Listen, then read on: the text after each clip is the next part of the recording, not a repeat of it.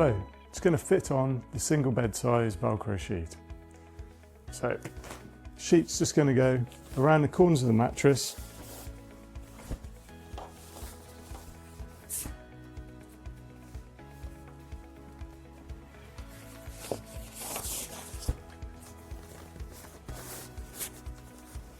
And then we're going to use the drawer cord underneath to tighten it up.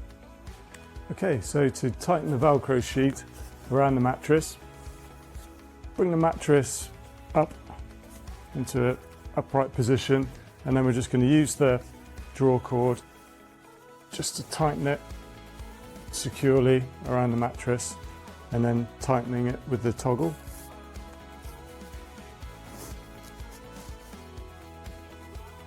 For extra security, we could use some Velcro tapes to go around. So they would just go tag on, tuck underneath, and then a bit of tension and draw them through. And there's two that would secure it in place.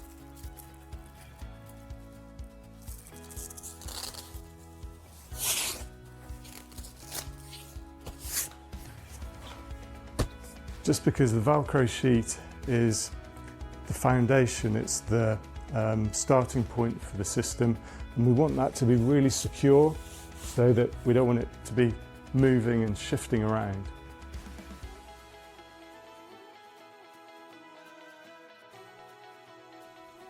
Okay, so this is the standard air mantle.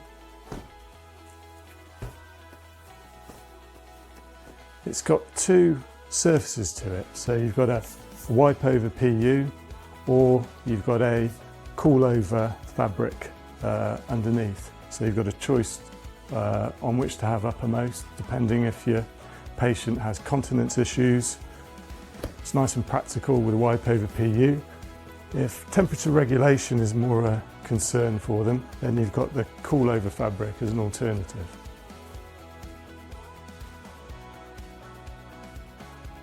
Cool over top sheet goes on next. Just elasticated around the edges, so it just fits over in each corner.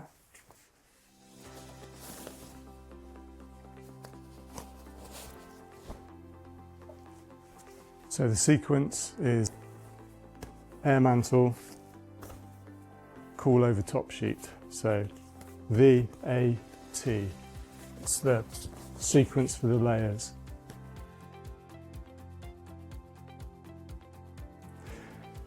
So fitting the bracket pad to the bracket, you've got a loop of elastic there. If we just feed the edge of the pad through that loop until you get to that stitched line, and then lo and behold, you've created the pad ready to go onto your bracket. There we go.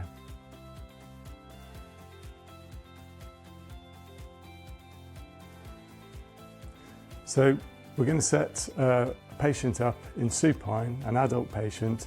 So we've hoisted down into the middle of the bed, and then we've got Adam as symmetrical as possible along the midline.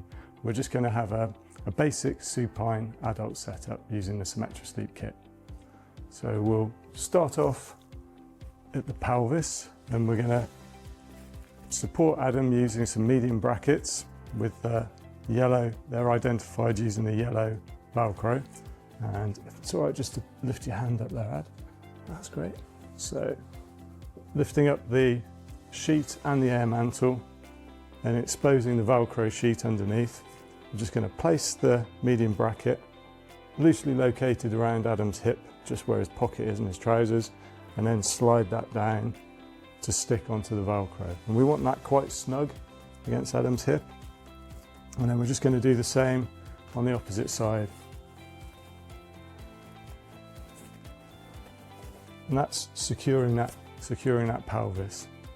Then I'm going to pop in some smaller brackets in this case, so they've got the red Velcro on them, just next to Adam's torso. Not too high, we don't want the edge of that bracket right under Adam's axilla there, because there's lots of tendons and arteries there that would make it really uncomfortable. So about 2 or 3 fingers down from the top edge of that bracket, just again secure against Adam's torso, and then slide that down onto the velcro. And that's got you. Just do the same on the other side. Great.